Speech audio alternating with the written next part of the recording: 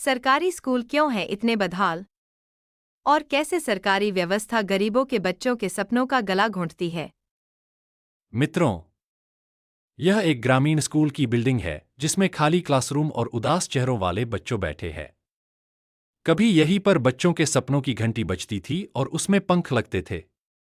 आज यहां सन्नाटा है और दीवारों पर मिटते अरमान हैं, क्योंकि अब मर्जर व्यवस्था के अंतर्गत इन स्कूलों को किसी एक स्कूल से मर्ज कर दिया जाएगा।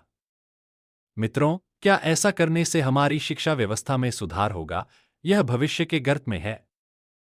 सरकार नारा देती है, सभी पढ़े, सभी बढ़े, शिक्षा पर सबका समान अधिकार है। लेकिन क्या सरकारी प्राथमिक स्कूलों की ये हालत देखकर लगता है कि सरकार सचमुच इस अधिकार की परवाह करती है?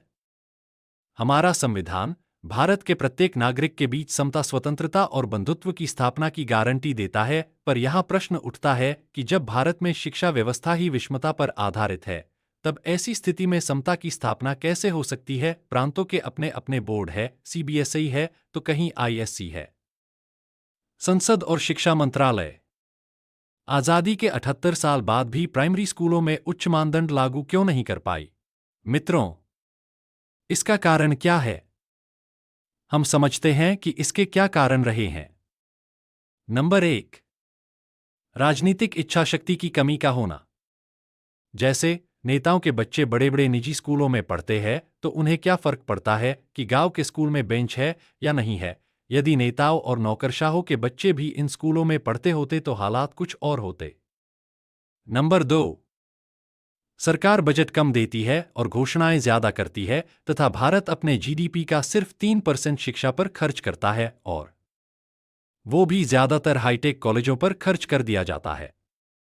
ऐसी स्थिति में प्राइमरी स्कूलों के लिए क्या बचेगा?